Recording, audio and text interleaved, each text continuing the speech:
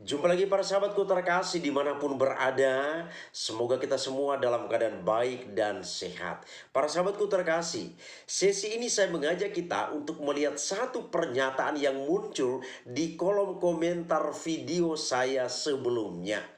Komentar itu muncul karena di sana saya bicara mengenai orang-orang di luar gereja Katolik selalu menggunakan satu ayat kitab suci untuk menyudutkan atau merongrong iman gereja Katolik terkait di dalam gereja Katolik terdapat banyak patung orang kudus. Jadi saya bahas tentang ayat kitab suci ini yang dipakai oleh orang-orang dari luar gereja Katolik.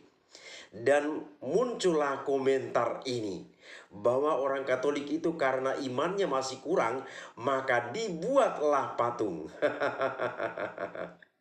Para sahabatku terkasih, patung dijadikan sebagai patron bagi iman gereja Katolik.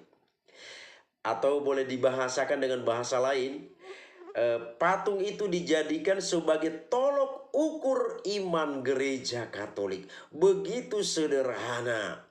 Dan ketika saya membaca komentar-komentar yang ada, komentar lain ya komentar-komentar umum, tetapi komentar ini begitu menggelitik. Akhirnya saya mau menanggapi komentar ini. Biar orang yang memberi komentar ini dan mungkin yang lain-lainnya yang memiliki konsep berpikir yang sama tentang gereja Katolik yang begitu sederhana ini bisa memahami dan menyadarinya. Para sahabatku terkasih, kita ikuti ulasan tentang hal ini. Jadi saya mau memberikan jawaban atas pernyataan ini. Seorang miskin yang tidak bisa menerima keadaan dirinya, seorang miskin yang tidak bisa menerima keadaan dirinya, pasti akan selalu mencurigai dan membicarakan orang lain yang sukses hidupnya. Ini hal yang sangat manusiawi dan ini pasti kita temukan dalam kenyataan hidup kita. Tetangga kita atau orang-orang yang ada di sekitar kita, atau mungkin saja kita pernah dengar cerita tentang orang-orang seperti ini yang berada dalam kategori seperti ini. Jadi seorang miskin yang tidak bisa menerima keadaan dirinya itu, dia pasti akan selalu mencurigai dan membicarakan orang lain yang mengalami kesuksesan atau sukses hidupnya. Misalnya ketika dia melihat orang itu uangnya ya begitu cukup ada di dalam rumah tangga itu, atau hidup di dalam kelimpahan karena uang, maka orang tersebut pasti akan berpikir demikian. Dari manalah uang itu dia dapat? Pasti ada kecurigaan seperti ini. Dari mana uangnya itu dia dapat? Kemudian, jangan-jangan itu diperoleh gara-gara atau karena hasil korupsi dan lain sebagainya. Jadi muncullah berbagai macam asumsi, anggapan, pemikiran yang negatif tentang orang yang sukses hidupnya ini. Jadi seorang yang tidak menerima keadaan dirinya ini, yang ada di dalam kekurangannya, dia selalu berusaha membicarakan orang lain. Kalau atau seandainya orang yang mengalami kekurangan atau kemiskinan itu menerima diri apa adanya, bahwa inilah kondisi saya dan saya harus bangga melihat orang yang di sebelah sana atau tetangga itu yang hidupnya sukses, berarti dia bekerja keras untuk mendapatkan itu. Dan ini akhirnya memotivasi orang itu untuk bangkit dan menjadi lebih baik. Nah sayangnya orang ini tidak menerima diri dan tidak mau bangkit. Lalu dia mencurigai, membicarakan orang-orang yang mengalami kesuksesan hidupnya dan lain sebagainya. Para sahabatku terkasih, tipe orang seperti ini pasti tidak akan tenang hidupnya. Yakinlah itu. Orang dengan tipe atau karakter seperti ini tidak akan pernah tenang hidupnya. Karena apa? Dia selalu mencurigai atau berpikir negatif tentang orang lain yang mengalami kesuksesan. Coba kita lihat orang yang sukses itu. Jadi ini tadi kita lihat tentang orang yang hidupnya miskin dan dia tidak menerima diri apa adanya. Sekarang kita melihat orang yang mengalami kesuksesan hidup. Apa yang terjadi di sana? Apakah dia juga sibuk memperhatikan dan membicarakan orang lain? Ini menjadi pertanyaan bagi kita. Apakah orang yang sudah sukses hidupnya, adakah peluang untuk dia berbicara atau membicarakan tentang orang lain? Ada nggak peluang bagi mereka ini untuk melihat, membicarakan orang lain, melirik orang lain? Apakah ini ada? Justru di sini dia akan mengalami atau menjalani hidupnya dengan tenang. Karena apa? Dia sudah berada di dalam kesuksesannya. Jadi orang pada taraf ini atau pada situasi ini, dia tidak akan mungkin mau melihat, membicarakan tentang orang lain lagi. Tetapi dia pada saat itu akan tenang menjalani kehidupannya. Karena apa? Dia sudah sampai pada ambang kesuksesan. Inilah yang terjadi pada orang-orang yang sukses hidupnya. Sementara mereka yang hidupnya miskin, yang tidak menerima kondisinya itu apa adanya, dia selalu mencurigai dan mencurigai orang lain.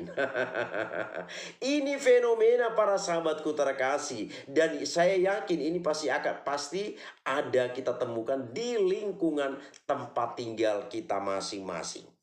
Nah, para sahabatku terkasih, berdasarkan analogi sederhana ini, kita kembali ke pernyataan di atas yang mengatakan orang Katolik itu karena kurang imannya, makanya mereka membuat patung. Maka sekarang pertanyaan, sekarang dengan analogi tadi, siapa yang kurang imannya?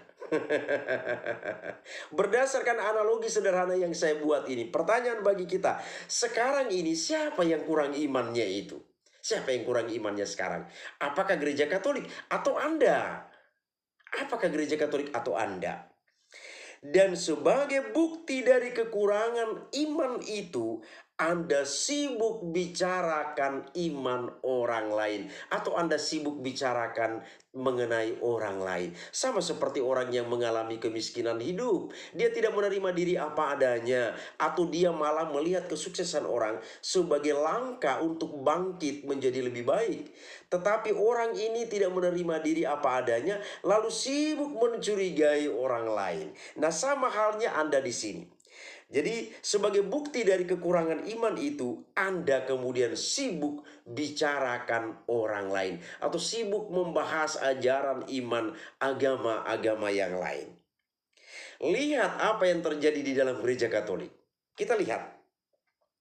Karena iman gereja Katolik itu sudah utuh, maka tidak ada peluang untuk membicarakan iman orang lain. Sangat jelas, ini sangat jelas. Dan kita lihat dimanapun kita berada, orang beriman Katolik itu tidak akan pernah kita lihat dia sibuk bicarakan mengenai iman agama lain atau iman orang lain. Jangan jauh-jauh kita lihat misalnya khotbah dari para imam, para romo atau para pastor dalam gereja. Pernahkah di sana para romo atau para imam itu dalam menyampaikan khotbah menyinggung ajaran agama lain? Coba dilihat. Kalau tidak percaya, datangi gereja Katolik terdekat di tempat tinggal Anda dan saksikanlah ini. Apakah di sana para imam, para romo atau para pastor itu ketika menyampaikan khotbah, dia menjelekkan, bicarakan agama lain, kemudian dijelekkannya ajaran iman agama lain? Pernahkah ini? Seandainya pernah, silakan tulis di kolom komentar video ini. Silakan ditulis. Jadi iman Katolik itu sudah utuh di dalam dirinya, maka tidak ada peluang bagi orang-orang Katolik untuk membicarakan iman agama lain. Maka sekarang sudah menjadi berbanding terbalik. Karena Andalah yang mengalami kekurangan iman itu, maka Anda sibuk bicara tentang iman gereja Katolik. Di sini gereja Katolik sendiri imannya sudah utuh. Maka kita lihat konsekuensinya. Gereja Katolik itu tidak pernah mau membicarakan ajaran iman dari agama manapun. Ini menjadi jelas bagi kita. maka kata-kata Anda kembali menikam diri Anda sendiri. Kata-kata Anda itu kembali menikam Anda sendiri. Anda mengatakan bahwa orang Katolik itu karena kurang imannya, maka membuat patung. Dengan patung ini Anda jadikan sebagai patron bagi iman Katolik. Atau patung itu menjadi tolok ukur bagi iman gereja Katolik. Begitu rendah, begitu sederhana Anda menyampaikan pernyataan ini. Maka kiranya di sini orang-orang yang dengan model atau tipe berpikir seperti ini, sadarlah itu. Yang Anda yang selalu sibuk bicara tentang iman orang lain, iman agama lain, di sana sebenarnya iman Anda lah yang masih kurang. Maka Anda sibuk bicarakan tentang iman agama lain. Teristimewa di sini iman gereja Katolik. Sementara gereja Katolik tidak pernah mau sibuk bicarakan tentang iman agama lain atau iman gereja lain. Kenapa? Imannya sudah utuh. Imannya itu sudah lengkap di dalam dirinya. Jadi pernyataan Anda tadi itu kembali menikam Anda sendiri. Maka hati-hati kalau menyampaikan pernyataan. Jangan asal bunyi. Dan dengan melihat komentar-komentar yang ada di video-video saya itu, begitu nampak bahwa pemahaman, pengetahuan tentang ajaran-ajaran iman itu masih jauh dari harapan. Begitu dangkal pemahaman itu. Maka di sana komentar-komentar itu asal jadi, asal disampaikan. Seolah-olah menunjukkan diri bahwa mereka itu begitu luar biasa. Nah, ini salah satu buktinya. Orang Katolik di dalam gereja Katolik itu karena ada patung itu dikatakan bahwa karena iman Katolik itu masih kurang. Inilah pernyataan yang muncul yang kiranya ini menjadi sebuah pemahaman bagi kita supaya kita sebagai umat beriman Katolik semakin kokoh, semakin teguh dalam keberimanan kita atau dalam menjalani kehidupan beriman kita. Nah, para sahabatku terkasih, teristimewa mereka-mereka yang selalu berpikir atau mempunyai peluang untuk bicarakan menjelekkan iman kekatolikan. Saya perlu katakan demikian, bahwa yang namanya Katolik itu tidak akan berbeda-beda ajarannya. Yang namanya Katolik itu tidak akan pernah berbeda-beda ajarannya. Yakinlah itu, percayalah itu. Asal namanya orang Katolik, tidak akan pernah berbeda-beda ajaran imannya. Kita lihat misalnya para saudara kita yang ada di Timor Leste, di Papua, Kalimantan, Sulawesi, di Sumatera, Pulau Jawa, NTT, Flores, dan lain sebagainya. Yang namanya dia itu Katolik, ajarannya tidak akan pernah berbeda. Tidak akan pernah berbeda ajarannya. Itu karena ajaran imannya itu sudah utuh. Bukan ajaran imannya masih kurang. Seandainya ajaran imannya itu masih kurang di dalam dirinya, maka lihatlah nanti orang-orang Katolik yang ada di berbagai wilayah di Indonesia atau berbagai wilayah di dunia ini, tentu di sana namanya cuman Katolik, tetapi ajaran imannya itu pasti akan berbeda-beda. Itu menandakan bahwa karena dia masih berada di dalam kekurangan iman. Nah, di sini kita lihat karena imannya itu sudah utuh, imannya tidak kurang lagi, maka kita lihat orang Katolik dimanapun berada, imannya pasti akan satu dan sama. Nah, para sahabatku terkasih, saya punya sebuah pengalaman dan kiranya ini pengalaman ini menyadarkan orang-orang yang selalu bicara yang negatif tentang gereja Katolik atau tentang agama Katolik. Pernah saya diminta untuk menjadi narasumber atau seorang pembicara dalam sebuah diklat guru-guru agama. Jadi pada kesempatan diklat itu di tempat yang sama tetapi di ruangan yang berbeda dilaksanakan diklat dan ada satu ruangan itu khusus untuk orang-orang atau mereka dari denominasi. Jadi berbagai macam denominasi itu berkumpul di dalam satu ruangan, sementara kami yang dari gereja Katolik berada di satu ruangan. Nah, setelah acara pembukaan selesai, maka panitia kemudian mengarahkan kami, guru-guru agama, kemudian saya juga sebagai pembicara, salah satu pembicara dari guru agama Katolik, kami pindah ke ruangan sebelah. Jadi jumlah antara guru-guru agama dari denominasi ini seimbang dengan guru agama Katolik. Hanya ruangan di sini ruangannya berbeda. Jadi setelah pembukaan selesai, kami yang guru-guru agama Katolik diarahkan ke ruangan di sebelahnya. Nah, apa yang terjadi kita lihat di sini. Nah, di ruangan yang di sebelah yang digunakan oleh denominasi setelah acara pembukaan itu, di sana ada sound systemnya. Ada sound system. Lalu datanglah panitia bertanya kepada saya, Pak Albert, bagaimana dengan ruangan untuk guru-guru agama Katolik? Apakah dibutuhkan sound system di sana? Lalu saya jawab, untuk ruangan guru-guru agama Katolik tidak perlu ada sound system. Yang penting ada infokus untuk menampilkan apa yang ingin dipelajari atau disampaikan kepada guru-guru agama Katolik. Maka mulailah terjadi pembekalan di ruangan di sebelah, yang di dalamnya itu kumpulan kaum denominasi, dan di ruangan di sebelah sini adalah kumpulan guru-guru agama Katolik. Nah, yang terjadi adalah narasumber yang menyampaikan materi di ruangan untuk denominasi itu, mereka menggunakan sound system, suaranya itu sampai terdengar di ruangan kami. Dan walaupun sound systemnya suaranya sudah begitu keras, tetapi orang-orang para peserta dari ruangan denominasi ini suaranya lebih keras lagi.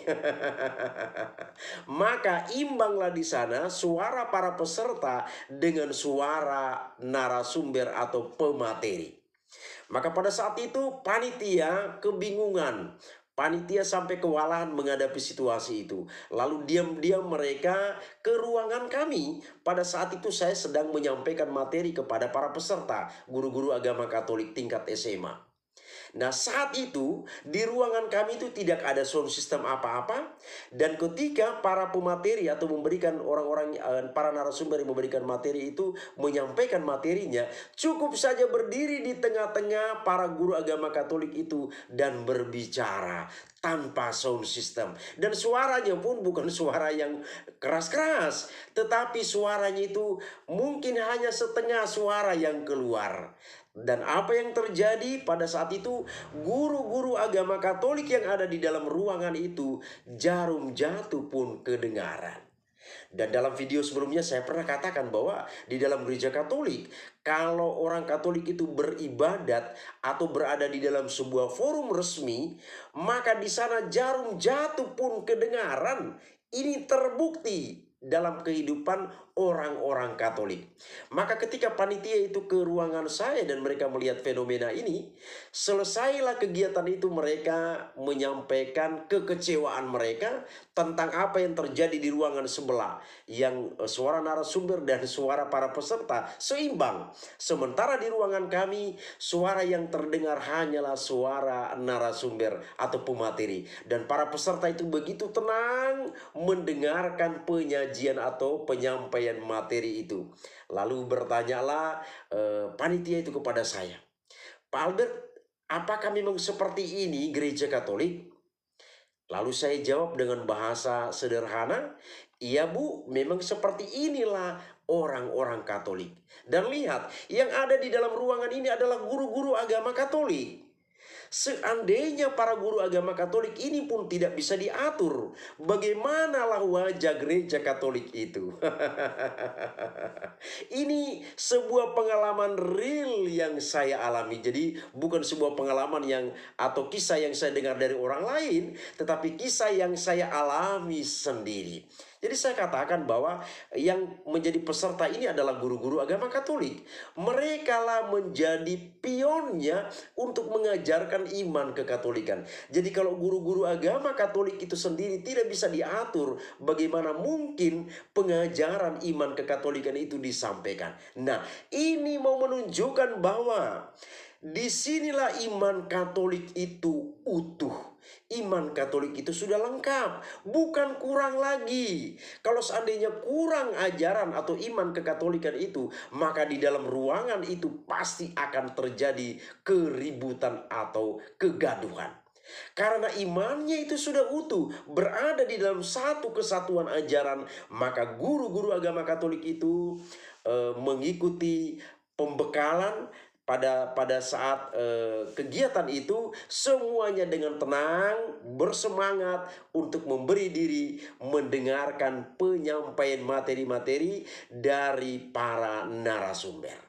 Nah, para sahabatku terkasih, inilah sedikit ulasan atas pernyataan tadi. Demikian juga contoh ini, kiranya ini menjadikan inspirasi yang baik bagi kita, memotivasi kita untuk semakin beriman teguh dalam gereja Katolik. Semoga bermanfaat bagi kita. Terima kasih, Tuhan memberkati.